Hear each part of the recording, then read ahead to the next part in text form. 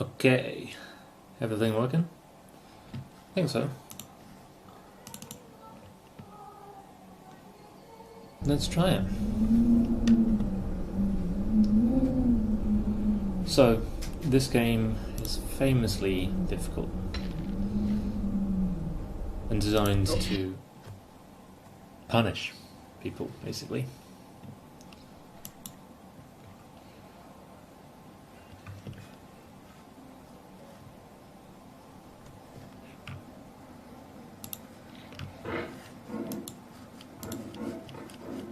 So clicking seems to do nothing. It's just the movement of the mouse.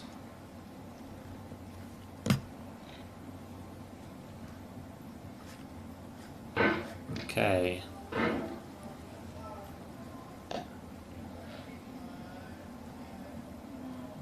So let's just try going really slowly.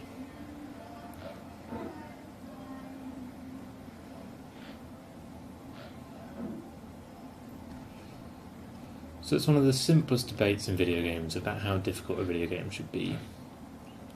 And here is one that weighs in and says,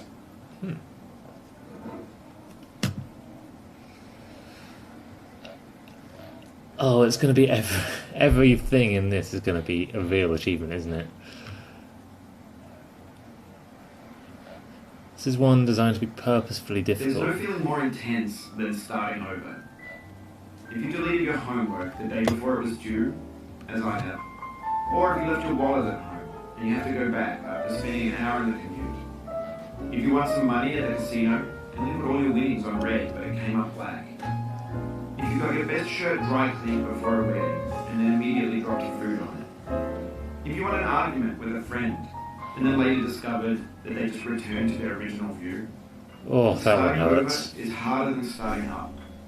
If you're not ready for that, right in there. If you've already had a bad day, then what you're about to go through might be too much. Feel free to go away and come back. I'll be here.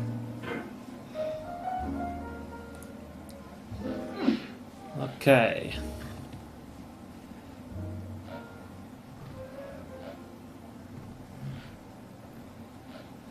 Now to go back to sitting down. So I think this is the first video that's going to go up on my YouTube channel. Can you call it a channel when it's only got one video and that video is this? I'm going to. There we go. From now on it's easy. Just put this round to here. Then we're going to go up and catch. There we go. Alright, thanks for coming with me on this trip. I'll understand if you have to take a break at any point. Just find a safe place to stop and quit the game. Don't worry, I'll save your progress, always. Even your mistakes. Interesting that he's made himself an active character in the game. Yeah.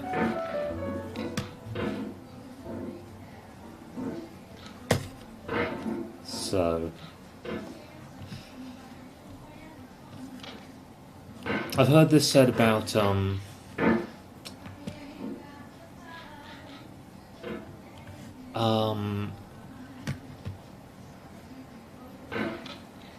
frankly about a whole series of games, but oh no, I completely lost my train of thought. I've heard this as a discussion about.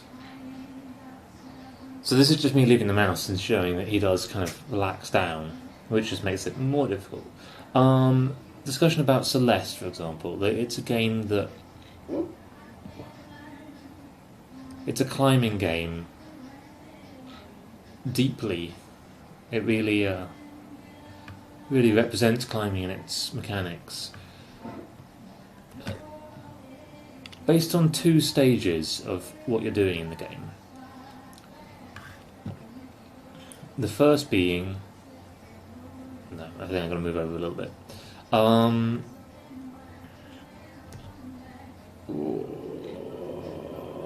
Just gently put it down. There we go. First being just planning. So something not often... that we don't often take much precedent of in games. having to plan things out.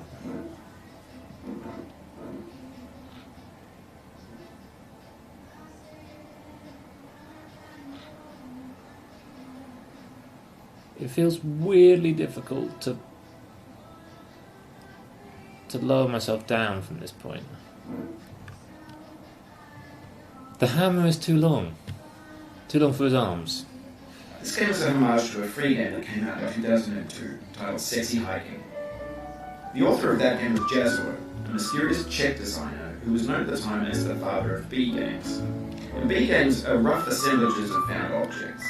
Designers slap them together very quickly and freely, and they're often too rough and unfriendly to gain much of a following.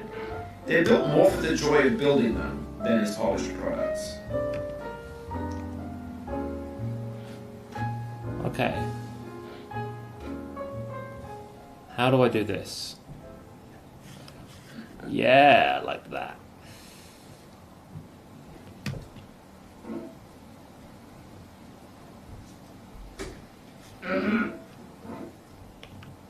My partner's moving around in the background. I might introduce them to the nice fellow who is Bennett Folly. Okay. So, I've watched plenty of people playing this game. I've seen it all the way through before. Sexy Hiking is the perfect embodiment of a B game. It's built almost entirely out of found and recycled parts. So I'm not really coming in. And it's one of the most unusual and unfriendly games of its time. In it, your task is simply to drag yourself up a mountain with a hammer. That act of climbing, in the digital world or in real life, has certain essential properties that give the game its flavour. No amount of forward progress is guaranteed. Some cliffs are too sheer or too slippery. And the player is constantly, unremittingly in danger of falling and losing everything. Don't trust that coffee cup.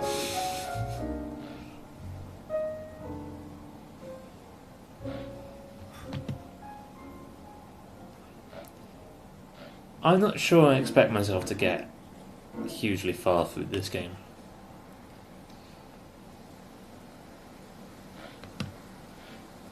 I'm just not a very dexterous gamer. Oh, and it feels like it needs that.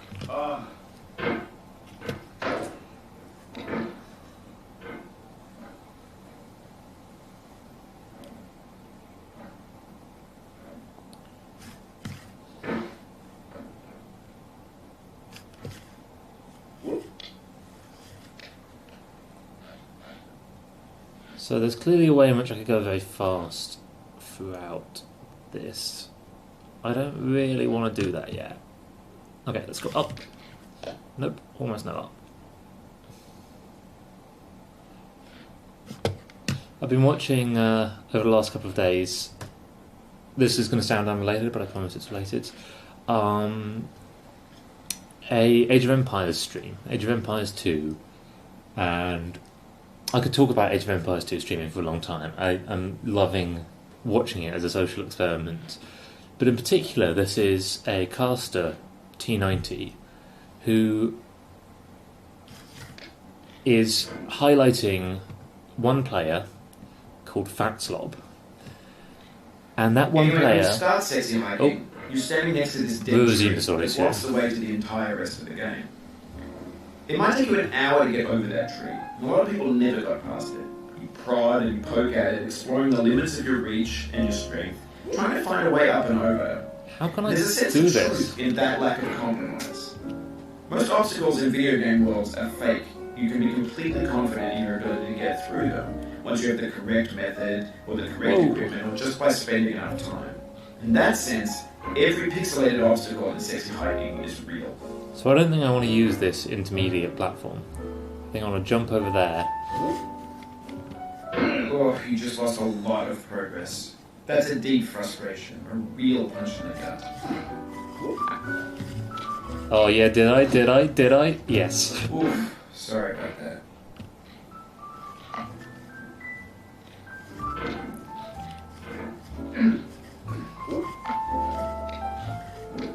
So this windmill motion does work pretty Oh, well. happen again. Keep on trying, don't let it get to you. I feel like I've got that down, the windmill. Well, not down. I expect to get better at it further and further. Whoa! This thing will be called failure. It's not the falling down, but the staying down. Here it is.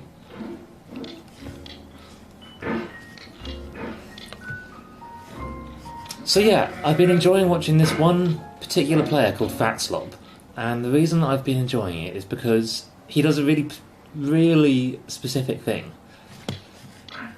So, Age of Empires, certainly people like me, I played it a lot as a child, me and a friend when we were about 10, 12 years old, sort of only half understanding what a video game was, used to just spend time... Oh yeah, this bit was really difficult the first time, now I've got to do it again. Just spend time enjoying playing the campaigns, building units.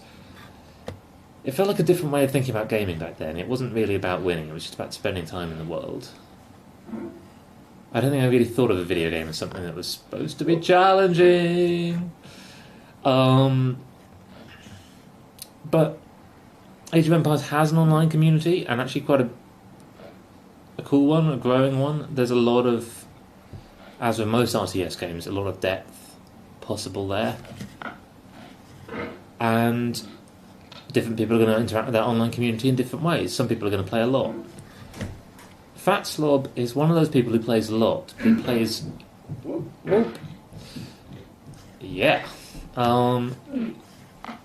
He plays one game mode online with one civilization, and he invites people to come and play very much on his rules. His interest is on playing this game mode with this civilization, and anyone's welcome to come and challenge him, but they're playing his game. Nope. Mm-hmm.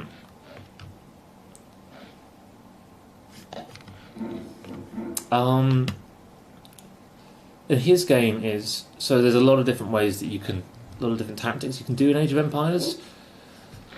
And it's clear that some of those tactics he doesn't love playing against. He likes to play on a map that is almost entirely forest, with just one route between two players. So often Age of Empires maps are big and expansive. You're kind of playing in open fields. This map, called Black Forest, is just mostly trees, and there's normally only one way to get between the two bases. And so that allows him to play a much more defensive and frankly knowledgeable game. He knows where the enemy is going to be coming from. The enemy can try and do stuff like cut through the trees elsewhere and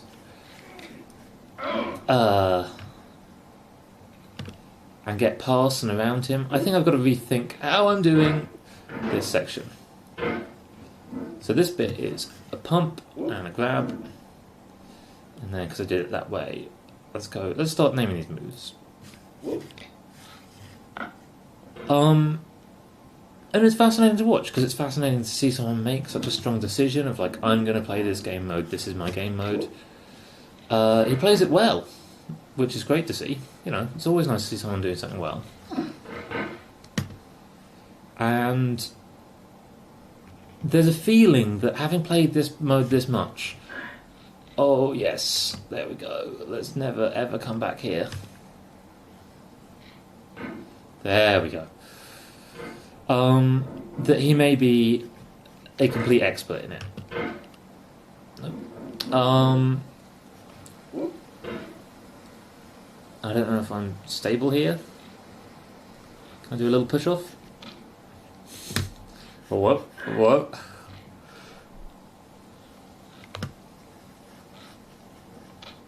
Let's just... Yeah, there we go.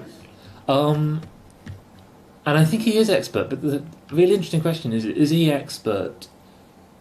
So most of the videos I've seen, he wins. I recommend going and watching these videos. They're long. He plays this very defensive game. But they're very watchable. In fact, I'd recommend T90's stream in general. I think he's a good commentator, he's entertaining to watch, and there's just... He came to real prominence showing really slow games. And it's that slowness that I think is really watchable. Age of Empires is a slower game than something like StarCraft. And sometimes you want to watch a slowly developing game. But I've watched quite a few of these, and Fatslog generally wins. The obstacles and sexy hiking are unyielding, and that makes the game uniquely frustrating. But I'm not sure Jazwares intended to make a frustrating game. The frustration is just essential to the act of climbing, and it's authentic to the process of building a game about climbing. A funny thing happened to me as I was building this mountain.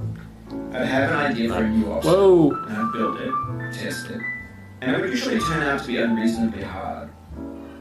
But I couldn't bring myself to make it easier. It already felt like my inability to get past a new obstacle was my fault, as a player rather than as a builder. Imaginary mountains build themselves from our efforts to climb them, and it's our repeated attempts to reach the summit that turns those mountains into something real. Now I've seen in a video game world, you're building with ideas, and that can be like working with quickset cement. You mold your ideas into a certain shape that can be played with, and in the process of playing with them, they begin to harden and set until they're immutable, like rock. And at that point, you can't change the world, not without breaking it into pieces and starting fresh with new ideas. Let me finish my thought about Fatslog, and then I want to move on to thinking about what he just said there. Because what he just said there, I think I really want to explore. Fatslog is fascinating because you're watching this person who's played this game mode over and over again, and they're good at it. They generally win. And then the question is, are they winning because they've worked out the best strategy, or are they winning because they've worked it out consciously, or have they worked out the best strategy in a complex, multifaceted game through muscle memory?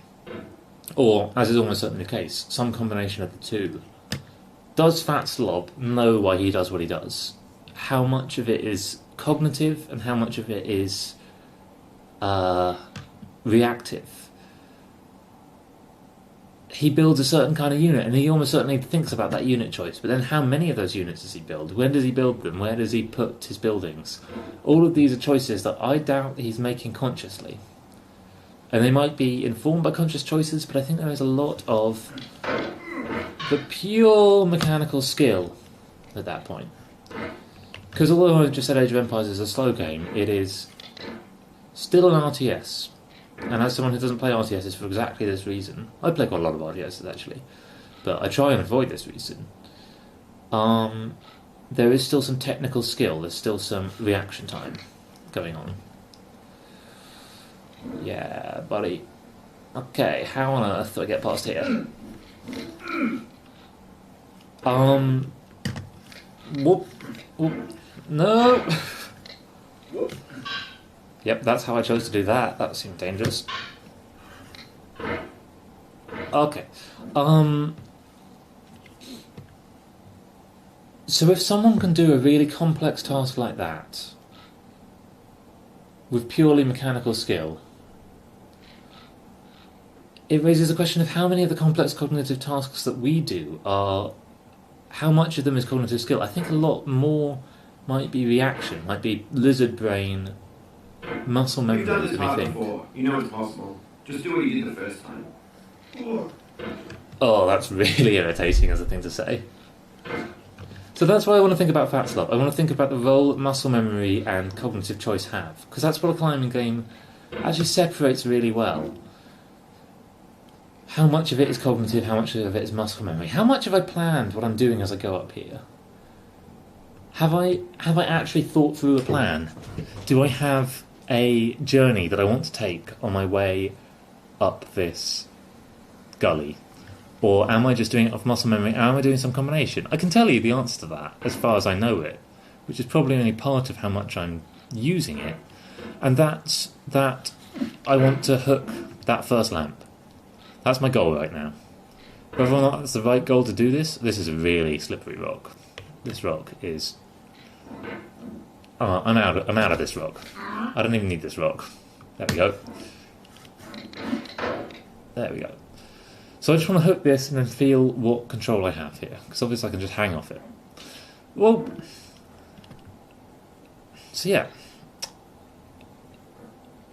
In order to build a cognitive model of this, I have to first understand it. So I'm doing a lot of testing and developing muscle memory to build that cognitive model.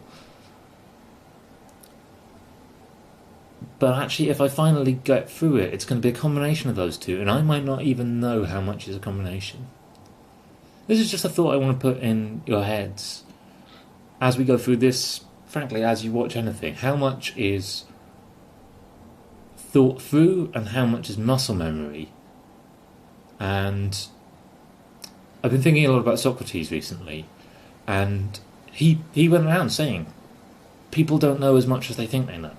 A lot of what they think they know for certain is unsure, and their certainty is false and maybe dangerous.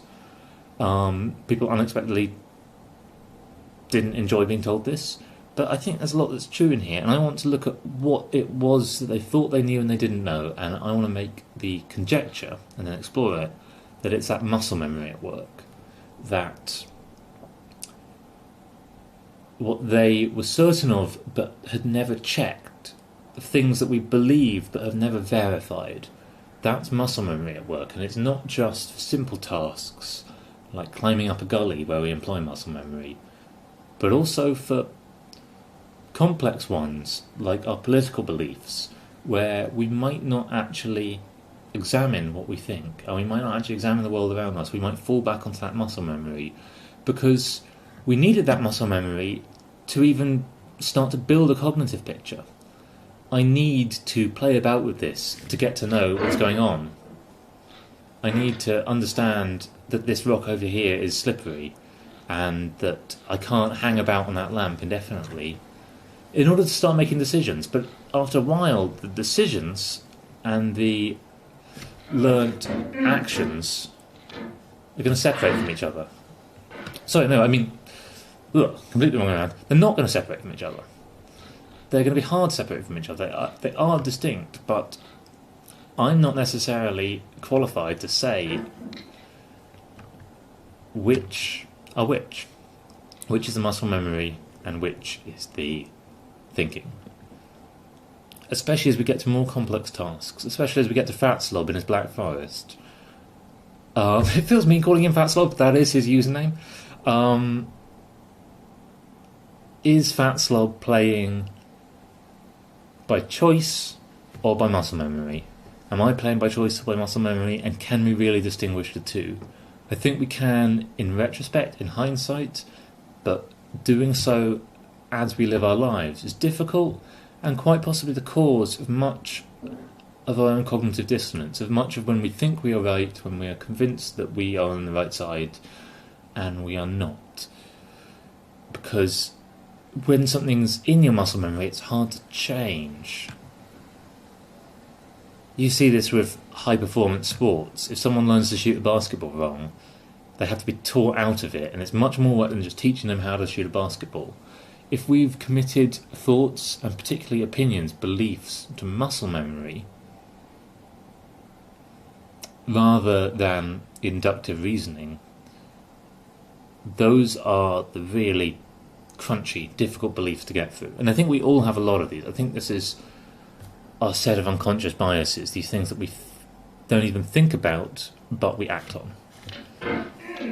Like my belief that I probably want to get up this gully. I probably don't want to get up this gully, it's just going to get worse up there.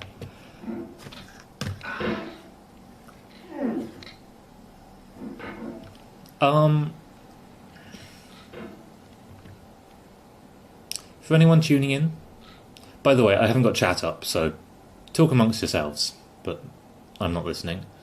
I'm hopefully going to put this on YouTube, if you're watching on YouTube. Hello.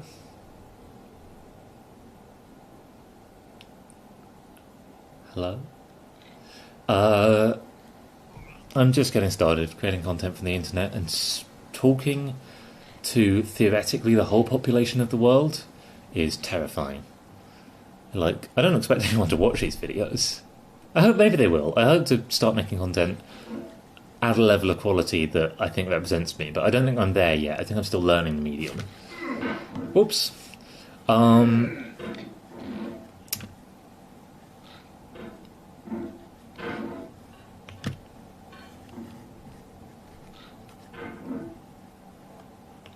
You know what? I am actually going to get chat up in case people are giving me really good advice, because what? Valuing the advice of others is a skill worth having.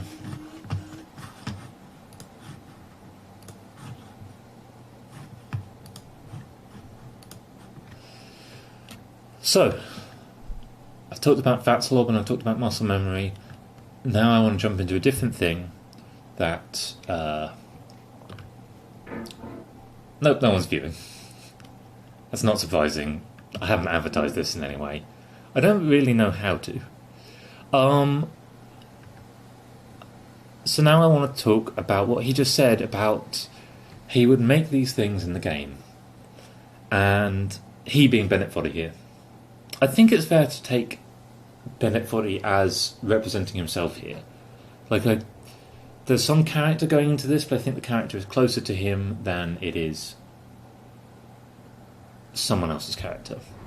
That was a bit washy. What I mean is that I think it's impossible to put yourself into any media without putting on a character, including like conversation. I think we're always putting on not airs, but we're trying to make sense of ourselves and help others make sense of ourselves by showing them a coherent face. So we should always ask, like, which face is someone showing us? Are they the teacher? Are they the student? Are they the winner or loser? Are they showing off their identity in terms of their ability, their experience, their ambition? All of these are things we should ask, and so there's a question always of how close we are to the character that we're seeing. Get up there, get up there, get up there.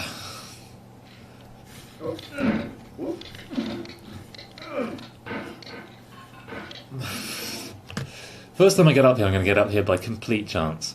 And my point is just that here I think Bennett Foddy is representing himself relatively fully. I think we can read this as Bennett Foddy, and although we should recognise that it's a character that we're seeing, it's a character that is fair to see as representative of the person. For example, if you're thinking, what on earth is Zephyr saying here? I'm not sure I want you to see this as representative of the person called Zephyr Penoya. And certainly it isn't representative of the whole person.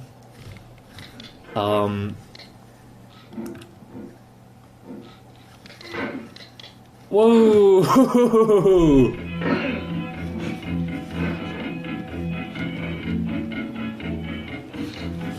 Alright, let's work on some skills again.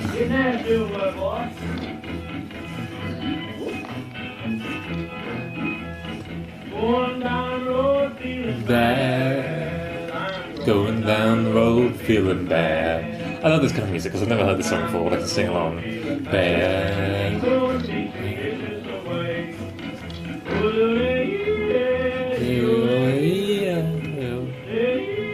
Wow, yodeling. I could come back into music. Okay, there we go. So it's fascinating that I've learnt some skills and got better at getting back to here, just playing about in this region here. Like, that felt a lot easier to get through. Down in the jail on my knees. Down in the jail on my knees. Down in the jail on my knees. They feed me on cornbread and cheese. Feed me on cornbread and cheese. Feed me on cornbread and cheese. Are you gonna be treated this way? I'm enjoying singing along, but don't worry, I'm not going to yodel with him. Unless that's content that you'd like to see, in which case, put it in the comments.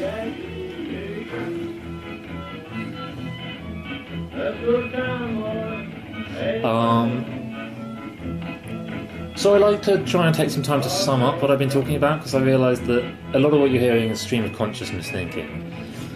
But I would like you, and I don't know if it's that coherent, but I would like people to be able to go away feeling like they've heard a coherent thing, which is hard because that requires you putting in the work to make it coherent. Yeah, cognitive overload of me saying all this over a guy yodeling.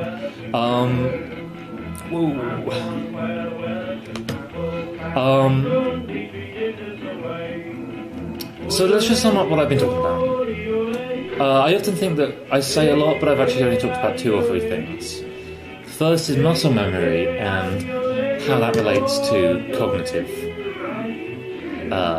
ability. That often what we think is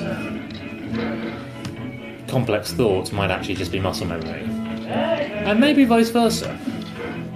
That's an interesting thing to explore that I don't think I've really covered in what I've said so far, and I'm going to leave to thinking about another time. So that's point 1. Point 2 is about identity. And just the fact that any media personality, anyone creating anything with their identity attached to it, maybe it's a name, maybe it's just them feeling like the work has to be representative of them. Anyone doing any form of that is... whoa!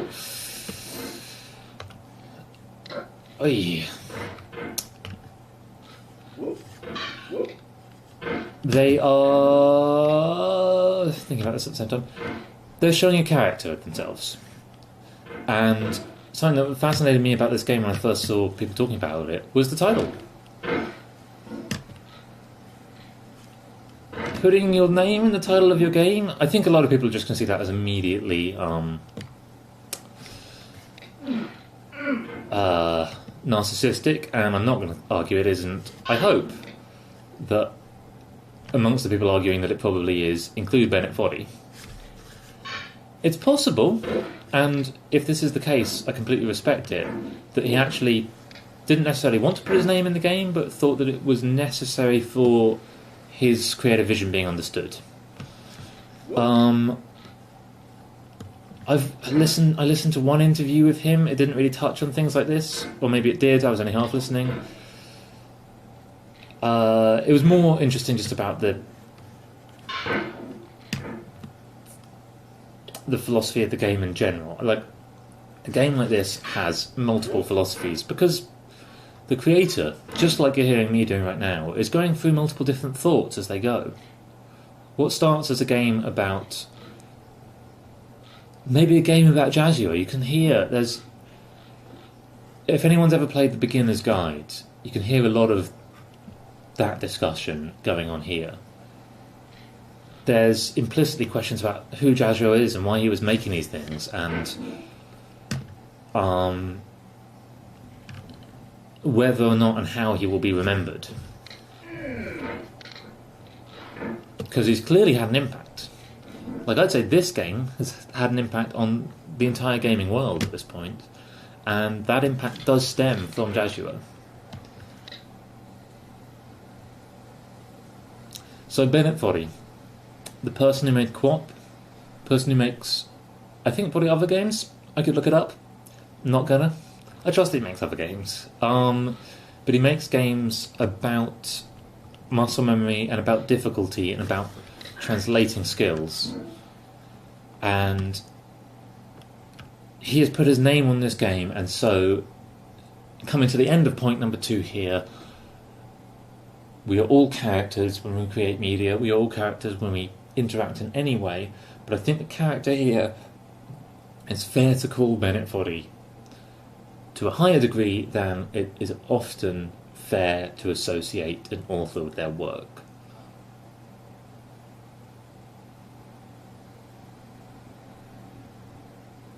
Listen, if you're listening to this and you're just thinking like, I don't know what this guy's saying, is he saying anything? I don't think he's saying anything.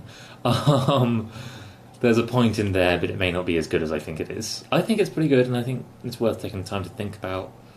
If you're watching this on YouTube, if you are so inclined, it might be worth pausing the video and having a think. I don't know if anyone watches YouTube in that way, like stops to have little philosophical interludes. Personally, I really enjoy Maths YouTube. I love, for example, 3 Blue 1 Brown, and he'll get you to stop the video and try and derive a thing. I want you to do the same thing, but with philosophy, because I think there are points being made here that are good, inductive philosophy, and I know, internet, I know what that tree is. I would motion to this tree, but I dare not. That tree over there is background. And this is a cruel trick put in a game to convince you at this point that the game is full of cool tricks. Now, I'm already convinced of that. Having seen this game played through before, I'm missing a narrative moment, but it's one that I think, although it's not never the same experience watching as playing, I think I've taken on this narrative moment, and I'm not going to just prove the point by just dropping down there for the sake of it. This tree over here is not actually there, and if I tried to safely put myself in that place to have a little break, this would happen. The soul would have no rainbow, had the eyes no tears. I actually didn't mean to do that there. That's shady.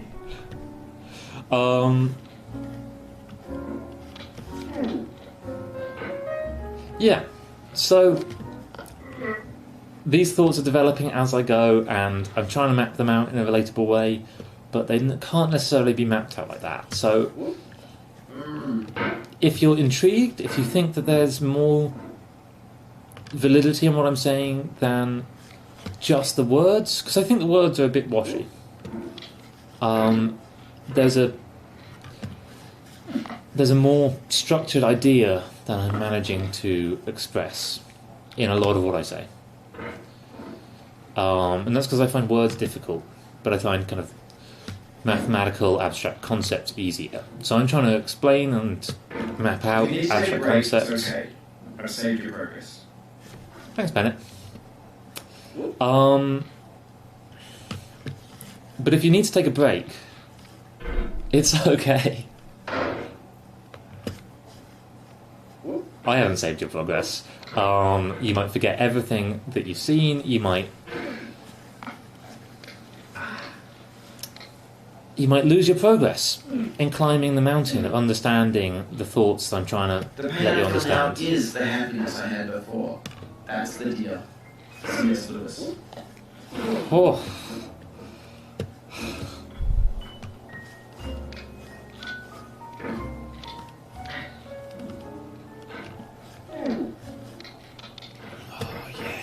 Good at this game.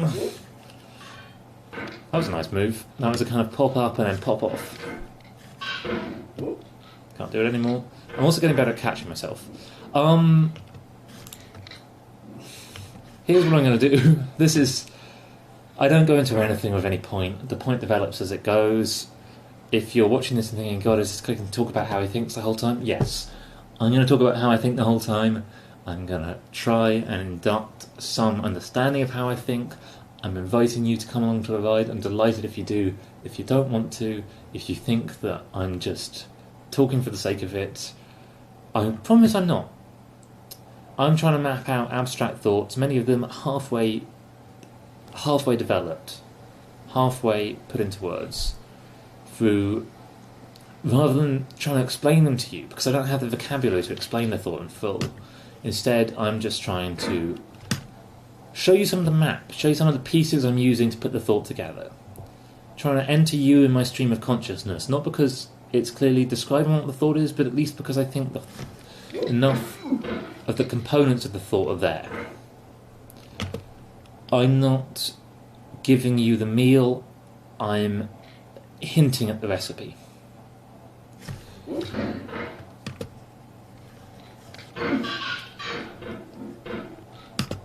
And I'm trying to make it clear, but that's not my strong suit.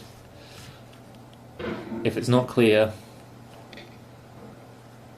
it's not because you're not getting it, it's because there's ramble. There's active thought and creativity going on here, and on complex topics.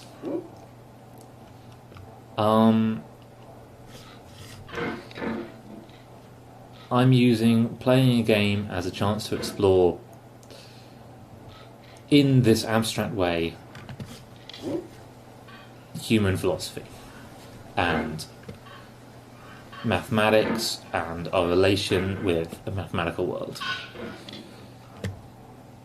And stick around for long enough and you'll see that. Hopefully someone will transcribe it. Hopefully someone will make it into a more watchable thing. Or a more listenable thing. If you're thinking what I'm saying is interesting but terribly put out there, please feel free to take it. Write about it. Make a podcast. Make a YouTube series of your own. Take compilations of it and turn it into something more coherent. Because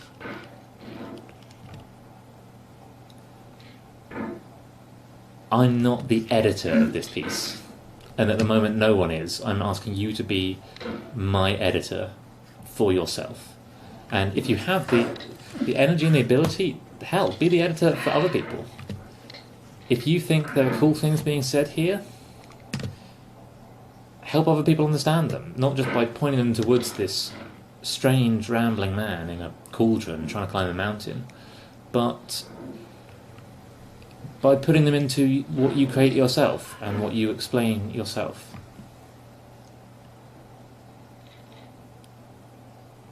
Do you remember I was going through a list to make it easier to understand what I was saying? I'm still going through that list in my mind. I promise I am trying to make it as simple as possible, but this is the circles my mind goes in. And I hope you're keeping up. I want to talk about German sentence structure. And I hope I'll get around to why it's relevant. I hope you'll see why it's relevant. Oh, yes. Get up there, Bennett Foddy. Get up that mountain. This is fundamentally Bennett Foddy in my head. He's just along for the ride. He's helping out. He doesn't seem too unhappy when things go wrong. Why do I want to talk about German sentence structure? Because it is a continuation of what I've just been saying about trying to put this into an ordered list. It is a relatively good explanation of how I'm thinking and how I'm talking. What I'm doing when I talk, when I try and explain things, is bad German sentence structure. What do I mean by German sentence structure? German sentences go in layers of depth. In a sentence in German, you start speaking a sentence, but then if you put in some particular term, some particular tense, you jump, as if it's its own sentence, you jump to a new layer of grammar, and you say, now there are different words, different tenses going on. For example, conditionals, like would or should, change the structure of the sentence. And when you say would or should, you are now in a new sentence with a new bit of structure, with a different word order, and that bit of sentence is concluded when you get to the verb that you would or should. So I would, in English I might say, I would like to hang out with my friends. In German, my German is bad, by the way. Wörter is would. So, ich würde, I would. And then I've got to do all of hang out with my friends, and then the thing I'm wooding is liking. Mag. I don't know hang out. I know play. I would like to play with my friends. Play is Spieler, Freunde is friend. And I think, again, I might be wrong, there's some more about the abstract German sentence structure than the exact. I think the sentence would be ich würde, I would, mit meine Freunden spiele, with my friends play, mag, like. Ich würde mit meine Friends spiele mag. If I have got that wrong, please feel free to put it in the comments. I probably have. But my point doesn't really rely on the German being right. My point is that Wörter puts us into a different layer of the sentence, where different rules apply. And mag gets us back out of it. And this process continues. So, I'm definitely going to get this wrong saying this, but if I try and do that same kind of sentence in the past tense, yeah, buddy, no. I feel within me a peace above all earthly dignities, a still and quiet. I'm really enjoying this, by the way. I don't really mind losing it. I might eventually. So then we can go a layer deeper, and I could say something in the past participle, like I would have liked to have played with my friends. So now I'm injecting the past into there. And past, going into the past is another layer of this sentence. So now it's ik würde, I would have oh god. I would let's say I would like to have played with my friends. I think that's an easier sentence to say.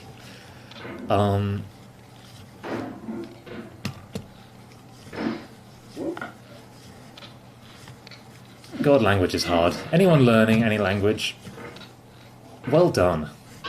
You're learning ways to think, and that's like the hardest thing.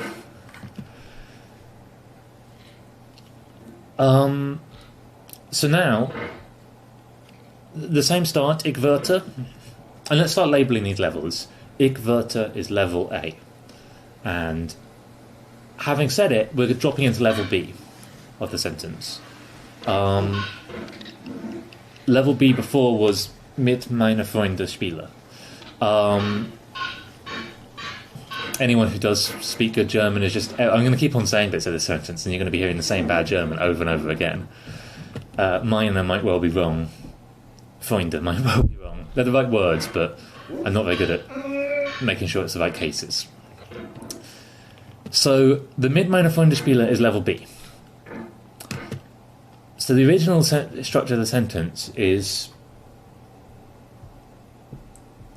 we start A, we drop into level B, and we come back out and finish level A. And as you'll see, as I go to the past tense adds another layer, and the way we'll do it is we'll start level A, we'll drop into level B, then we'll go into the past tense and drop into level C, then we'll come back out and finish B, then we'll come back out and finish C. Every layer has to be started and finished in order. We go deep, we work deep, we jump to new layers of the sentence, new ideas, but then we come back out logically in order. So how do I go to the past tense? As with English, the past tense is often done by versions of the to be or to have. So I would like to have played with my friends. To have is habe. I think it'll be haben, the general, the unconjugated form of the verb here. So ik würde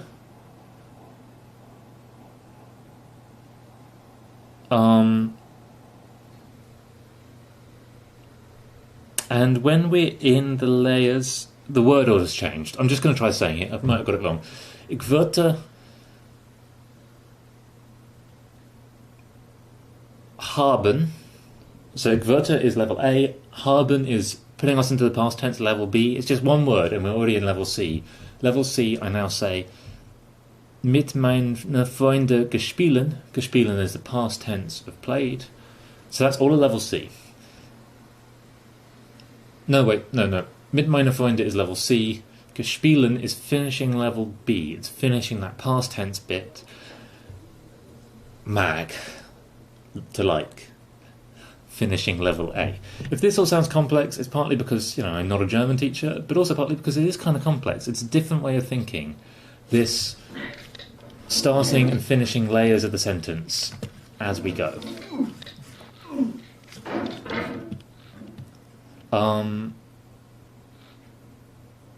But this is how a lot of these thoughts are structured.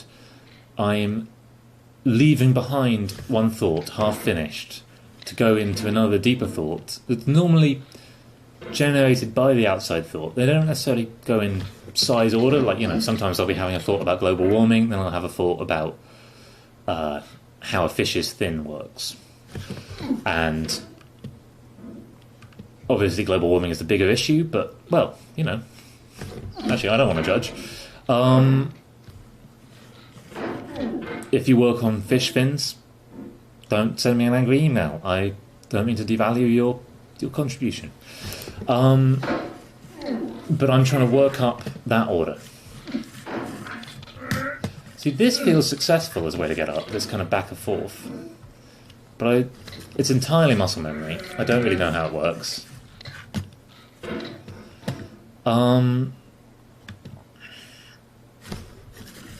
So these thoughts of which the order seems bad, and that if I ever leave a thought unfinished, it's because, just like a German sentence, I have left the thought unfinished.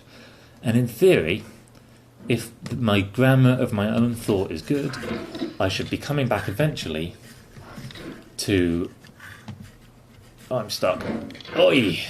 To finish it off. As to if I'll actually do that, we'll see. If you hear a cool thought, one that you want to see developed, and I don't finish off in this video, tell me about it. Contact me. Tweet at me. Hey Zephyr, I thought you were saying an interesting thing about identity, and then you got distracted by trying to make sure you didn't offend the fish fin lobby.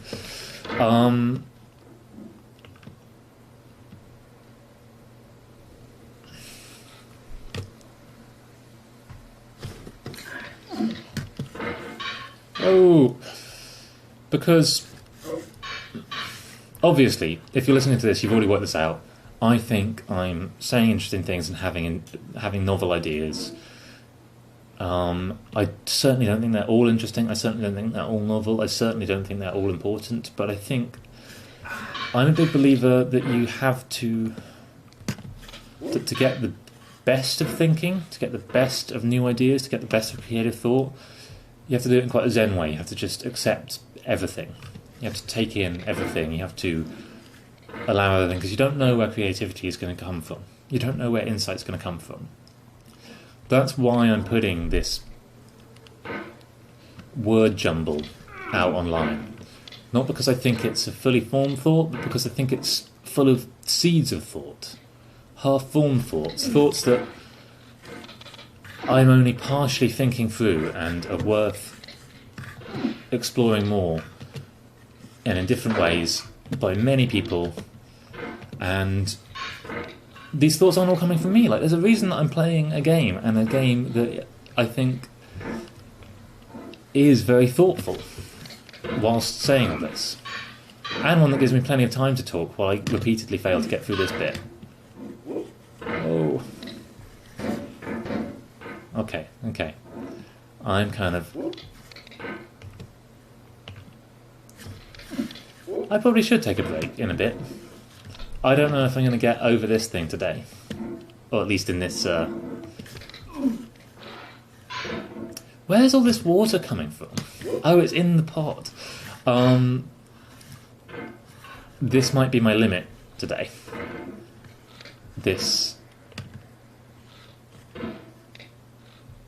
passage.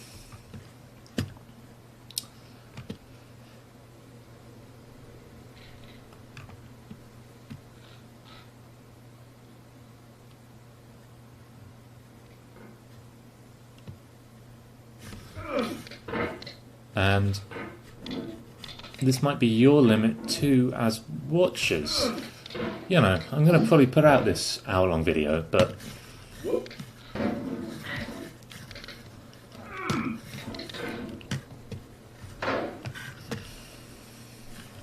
Whoa!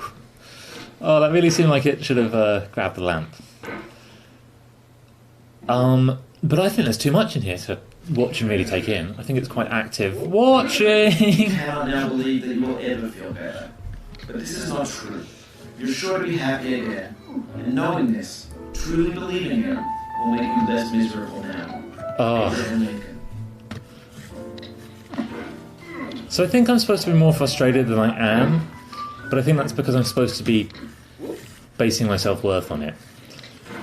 If you're watching this thinking, oh, this is a happy-go-lucky guy, he doesn't seem to be at all bothered about the fact that he's not doing very well at this game, that is true, but it's not really because I'm a happy-go-lucky guy. I'm quite a sad person. It's because this is not very related to my identity, to things that I hold important about myself. I've played games all my life, but I don't care one jot for being good at them. I care about enjoying them. I like being smart. I like thinking games that test my cognitive ability. But it's hard to make a thinking game worthy of people's cognitive ability, because we generally either go too high or too low on that.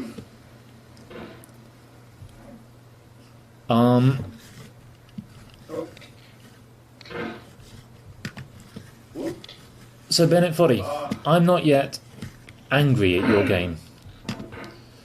In fact, I'm quite enjoying it. Like, these are really satisfying when I get that just kind of on a rollism. Whoa!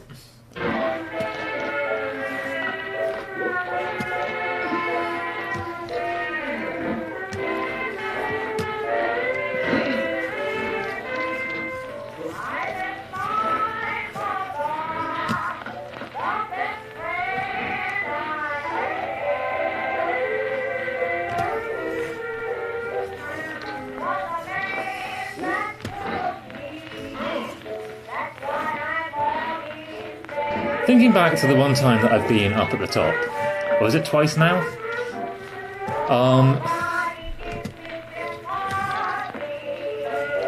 I wonder how the world will react.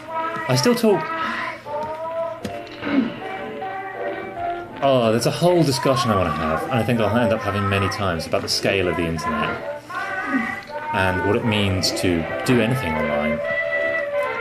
There's a reason I'm talking to the world, not because I think the world is watching, I'm not delusional like that, but that it is completely within the possibility for the world to be watching.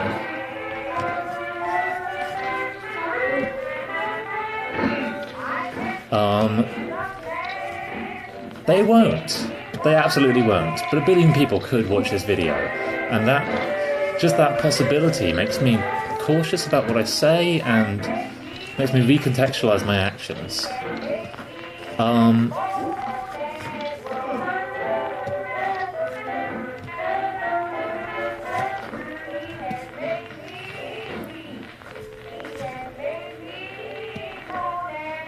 So,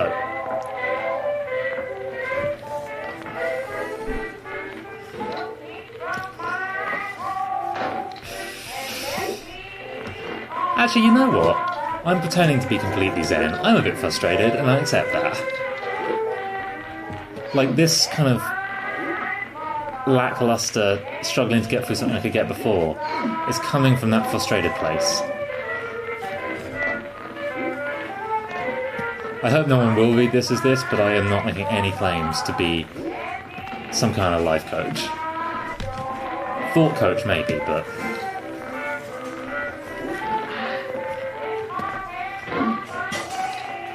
Whoa!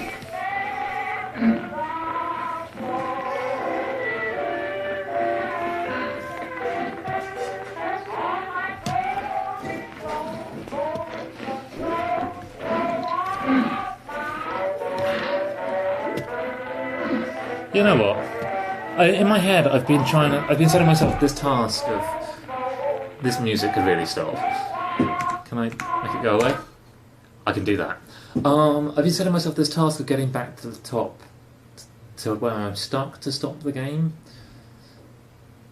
But it's in setting that task that I'm starting to feel frustrated, because it's getting harder as I'm putting less effort, less attention into it. And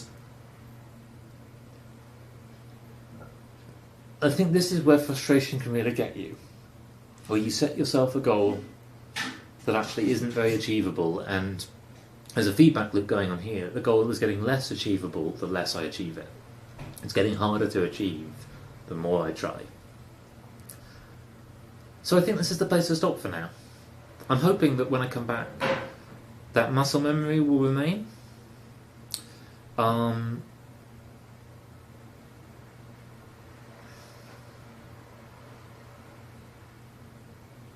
I'm hoping if there was interesting thoughts raised that I continue thinking about them. I'm scared to watch my own stuff back. I'm scared to listen to myself. I'm not yet ready to actually take much responsibility for what I'm creating. And watching it back, I would feel more culpable. So I'm not going to watch this video again. I don't know what's in this video. I've probably forgotten most of it. If anyone sees it, if anyone thinks it's cool, if anyone wants to explore more bits of it, you're going to have to tell me what I said and what you'd like to hear explored. And if you just enjoyed, on any level, watching a person trying to climb a mountain and the thoughts they have whilst they were trying to climb the mountain, I hope you'll come back and I hope you'll watch more, and I hope that this going on YouTube as my first video is going to be the start of more putting thoughts out into the world, even if they are in this completely abstract space. Thanks for watching, guys.